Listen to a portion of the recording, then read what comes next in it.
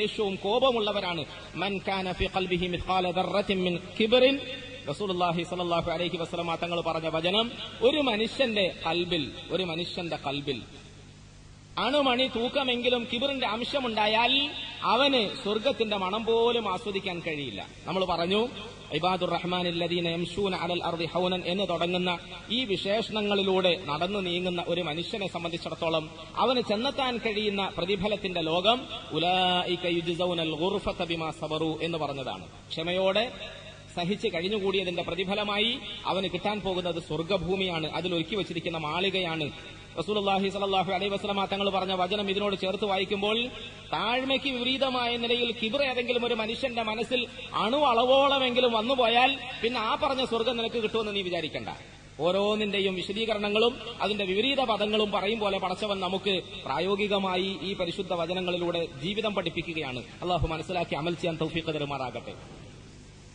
താഴ്മയോടെ ഭവ്യതയോടെ ആര് കണ്ടാലും അഹങ്കാരത്തിന്റെ അംശം തൊട്ടു ചീന്തിയിട്ടില്ലാത്ത നല്ല പെരുമാറ്റ ശൈലിയിലൂടെ നടക്കാൻ ശീലിക്കണം എന്റെ അടിമ. അതാണ് ഞാൻ ഇഷ്ടപ്പെടുന്നത്.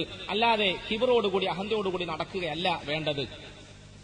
ഉമർ ഇബ്നുൽ ഖത്താബ് റളിയല്ലാഹു അൻഹു അവരുടെ വ്യാഖ്യാനം പരിശോധിച്ചാൽ, മുഫസ്സിറുകളൊക്കെ നിന്ന് നൽകിയിരിക്കുന്ന വ്യാഖ്യാനങ്ങൾ പരിശോധിച്ചാൽ, നടക്കുക എന്നത് ഒരു പ്രയോഗം മാത്രമാണ്. നടത്തത്തിൽ താഴ്മ കാണിക്കുക എന്നത് അല്ലാഹു തആല അവന്റെ ജീവിതത്തിൽ അടിമുടി ഉണ്ടാക്കാൻ ഉദ്ദേശിക്കുന്ന താഴ്മ ഉദ്ദേശിച്ചുകൊണ്ടാണ്. അല്ലാതെ നടത്തത്തിൽ മാത്രം ഒരു പ്രത്യേകമായ ശൈലി സ്വീകരിക്കുകയും അത് തന്നെ ഒരു കിബറായി മാറുകയും ചെയ്യുക അതല്ല ഉദ്ദേശിക്കുന്നത്. ചില ആളുകളുണ്ടല്ലോ വലിയ മുത്തഖിയായി ഭവിച്ചുകൊണ്ട്, വലിയ ആളായി ഭവിച്ചുകൊണ്ട് ആരോടും അങ്ങനെ കാര്യമായി ഒന്നും പെരുമാറാതെ ബന്ധപ്പെടാതെ സംസാരിക്കാതെ അങ്ങനെ നടക്കുന്ന ചില ആളുകൾ, അത് തന്നെ ഒരു കിബറാണ്, അതിന്റെ ഒരു ലക്ഷണമാണ്. ഉമർ ഇബ്നുൽ ഖത്താബ് റളിയല്ലാഹു അൻഹു അവരുടെ അനുഭവത്തിൽ ഒരു ചെറുപ്പക്കാരൻ ആ നിലയിൽ നടക്കുന്നതായി അദ്ദേഹത്തിന് അനുഭവപ്പെട്ടു, തോന്നി. ഒരാൾ അങ്ങനെ നടക്കുന്നു, ഇങ്ങനെ വളരെ മസിൽ പിടിച്ചുകൊണ്ടുള്ള നടത്തം, ഞാനൊരു വലിയ തഖ്വയുടെ ആളാണെന്ന് തോന്നിപ്പിക്കുമ്പോഴെയുള്ള നടത്തം. ആ നടത്തം ശ്രദ്ധയിൽപ്പെട്ടപ്പോൾ ഉമർ റളിയല്ലാഹു അൻഹു അവർ ആ ചെറുപ്പക്കാരനെ അരികിലേക്ക് വിളിച്ചിട്ട് ചോദിച്ചു, എന്താ നിനക്ക് വല്ല അസുഖമുണ്ടോ, വല്ല രോഗം വല്ലതും ഉണ്ടോ, നീ ഇങ്ങനെ കൂനിപ്പിടിച്ച് നടക്കുന്നു? ഹേയ്, എനിക്ക് രോഗമൊന്നുമില്ല, പിന്നെന്താ അങ്ങനെ നടക്കും? അല്ല, ഞാൻ അങ്ങനെ ഇബാദുർ റഹ്മാന്റെ നടത്തം ശീലിക്കാൻ ശ്രമിക്കുകയാണ്. മഹാനായ ഉമർ ഇബ്നുൽ ഖത്താബ് റളിയല്ലാഹു അൻഹു അവർ പറഞ്ഞു, അല്ല, ആ നിലയിലുള്ള ശീലമൊന്നും അല്ല അല്ലാഹു സുബ്ഹാനഹു വ തആല ഉദ്ദേശിക്കുന്നത്. അവൻ പറഞ്ഞിരിക്കുന്നത് അടിമകളിൽ സാധാരണഗതിയിൽ ഉണ്ടാകേണ്ട ഒരു സ്വഭാവത്തെ കുറിച്ചിട്ടാണ്. താഴ്മയുണ്ടാകണം. നമ്മുടെ നബി സല്ലല്ലാഹു അലൈഹി വസല്ലമ തങ്ങളുടെ നടത്തത്തെ വിശദീകരിക്കുന്ന ഹദീസുകളിൽ തങ്ങൾ ഒരു വലിയ മലയുടെ മുകളിൽ നിന്നും ഇറങ്ങി വരുന്നത് പോലെ സ്പീഡിലായിരുന്നു തങ്ങൾ നടന്നിരുന്നത്. ഞങ്ങളുടെ നടത്തത്തിന് അങ്ങനത്തെ ഒരു സ്പീഡ് ഉണ്ടായിരുന്നു. നബി തങ്ങൾ സല്ലല്ലാഹു അലൈഹി വസല്ലമ തങ്ങളുടെ ആ നടത്ത ശൈലിയല്ല തങ്ങളുടെ താഴ്മയെ പ്രകടമാക്കുന്നത്. നടത്തത്തിൽ നമ്മൾ സാധാരണഗതിയിൽ ഉണ്ടാക്കുന്ന ആർട്ടിഫിഷ്യൽ ആയിട്ടുള്ള ഏതെങ്കിലും ഒരു രൂപത്തെ അല്ല ഈ വചനത്തിൽ അല്ലാഹു തആല ഉദ്ദേശിക്കുന്നത്. ജീവിതത്തിൽ ഉണ്ടാകേണ്ട ഒരു സ്വഭാവമാണ്. നബി തങ്ങൾ സല്ലല്ലാഹു അലൈഹി വസല്ലമ തങ്ങൾ താഴ്മയുടെ പ്രതീകമായിരുന്നു. തങ്ങൾ മറ്റുള്ളവരോട് വിനയത്തോടുകൂടി അല്ലാതെ പെരുമാറിയിരുന്നില്ല. ശത്രുക്കളോട് പോലും തങ്ങൾ അങ്ങനെയാണ് പെരുമാറിയത്. അങ്ങനെ പെരുമാറണമെന്നാണ് തങ്ങൾ പഠിപ്പിച്ചത്. തങ്ങൾ ഏതെങ്കിലും ഒരു സദസ്സിലേക്ക് കയറി വരുമ്പോൾ നമ്മളെ സങ്കല്പിക്കാൻ പോലും കഴിയുന്നില്ല.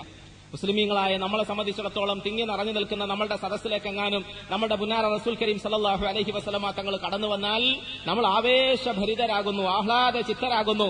നമ്മൾ ആവേശത്തോടെ തക്ബീർ മുഴക്കിക്കൊണ്ട് എഴുന്നേറ്റ് നിൽക്കുന്നു. ചില വാലിന്റെ സദസ്സിലൊക്കെ നമ്മൾ അങ്ങനെയാണല്ലോ കാണുന്നത്, സാധാരണ മൗലവിമാരെ സ്വീകരിക്കാൻ വേണ്ടി. എന്നാൽ നമ്മുടെ നബി സല്ലല്ലാഹു അലൈഹി വസല്ലമ തങ്ങൾ ഏതെങ്കിലും ഒരു സദസ്സിലേക്ക് കയറി ചെല്ലുമ്പോൾ സഹാബത്തിന്റെ സദസ്സിന് അങ്ങനത്തെ മനോഭാവം ഉണ്ടായിരുന്നെങ്കിൽ പോലും തങ്ങൾ അവരോട് പറഞ്ഞു, ഞാൻ വരുന്നതിന്റെ പേരിൽ നിങ്ങൾ ആരും എഴുന്നേറ്റ് നിൽക്കരുത്, ഞാൻ വരുന്നതിന്റെ പേരിൽ നിങ്ങൾ ആരും എഴുന്നേറ്റ് നിൽക്കരുത്. എനിക്ക് അങ്ങനെ നിങ്ങളിൽ ഒരു പ്രത്യേകത കൽപ്പിക്കപ്പെടുകയും അരുത്, അത് ഞാൻ ഇഷ്ടപ്പെടുന്നുമില്ല. ഒന്നുകൂടി നബി തങ്ങൾ സല്ലല്ലാഹു അലൈഹി വസല്ലം മുന്നറിയിപ്പിന്റെ ഭാഷയിൽ പഠിപ്പിച്ച സമുദായത്തിന് ഏതെങ്കിലും ഒരു മനുഷ്യൻ താൻ ആദരിക്കപ്പെടണം, ബഹുമാനിക്കപ്പെടണം, ആ നിലയിൽ ഒരു സദസ്സിലേക്ക് ഞാൻ കയറി ചെല്ലുമ്പോൾ ആളുകളൊക്കെ എഴുന്നേറ്റ് നിൽക്കണമെന്ന് ആഗ്രഹിക്കുന്നുണ്ടെങ്കിൽ അവൻ നരകത്തിൽ അവന്റെ ഇരിപ്പിടം ഉറപ്പിച്ചുകൊള്ളട്ടെ, നരകത്തിൽ അവന്റെ ഇരിപ്പിടം ഉറപ്പിച്ചുകൊള്ളട്ടെ. നേരത്തെ പറഞ്ഞു തന്നെ ആവർത്തിക്കട്ടെ, സ്വർഗത്തിൽ പോകുന്നതിന് വേണ്ടി പടച്ചവൻ പഠിപ്പിക്കുന്ന ചില സ്വഭാവ ശുദ്ധികളാണ്.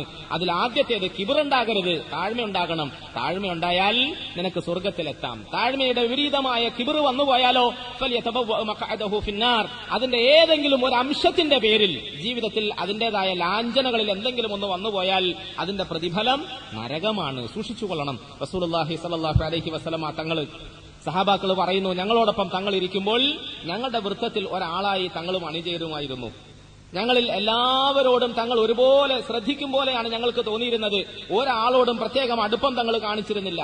നബി തങ്ങൾ സല്ലല്ലാഹു അലൈഹി വസല്ലം സദസ്സിലിരിക്കുമ്പോൾ നേതാവിന് വേണ്ടി പ്രത്യേകമായ ഒരു ഇരിപ്പിടമോ അല്ലെങ്കിൽ ഒരു പീഠമോ സൃഷ്ടിക്കപ്പെട്ടിരുന്നില്ല. റസൂലുള്ളാഹി സ്വല്ലല്ലാഹു അലൈഹി വസല്ലം തങ്ങളുടെ ആദ്യം മുതൽ അവസാനം വരെയുള്ള ജീവിതം അങ്ങനെയായിരുന്നു. അതുകൊണ്ട് തന്നെ സഹാബാക്കളും അവരുടെ ജീവിതത്തിൽ അത് പ്രാവർത്തികമാക്കി. പ്രിയമുള്ളവർ, യഥാർത്ഥത്തിൽ ഇന്ന് നമ്മളെ സംബന്ധിച്ചിടത്തോളം നമ്മുടെ സമൂഹം, അവരിലെ സമ്പന്നന്മാർക്ക് സമ്പത്തിന്റെ പേരിലുള്ള അഹന്തയും അഹങ്കാരവും, അധികാരികൾക്ക് അധികാരത്തിന്റെ പേരിലുള്ള അഹന്തയും അധികാരവും, അതുകൊണ്ട് തന്നെ സമ്പന്നന്മാരുടെയും അധികാരികളുടെയും കീഴിൽ വസിക്കുന്ന ആളുകൾക്ക് അവരോട് അവജ്ഞ, അപമര്യാദ, അവരോട് ഉള്ളുകൊണ്ടുള്ള കൂറില്ലായ്മ, ഇതൊക്കെ നമ്മുടെ സമൂഹം അനുഭവിച്ചുകൊണ്ടിരിക്കുന്ന വലിയ കെടുതികളാണ്. ഇന്ന് കിബർ എന്ന് പറയുന്ന ആ മഹാവിപത്ത് ഓരോ വ്യക്തികളെയും സ്വാധീനിച്ചു. പണ്ഡിതന്മാരെ സ്വാധീനിച്ചപ്പോൾ സംഘർഷങ്ങൾ ഉടലെടുക്കുന്നു, സംഘടനാ വൈരുദ്ധ്യങ്ങൾ ഉടലെടുക്കുന്നു, ആ നിലയിലുള്ള വടംവലികൾ ഉണ്ടാകുന്നു, ആ നിലയിലുള്ള അനാവശ്യമായ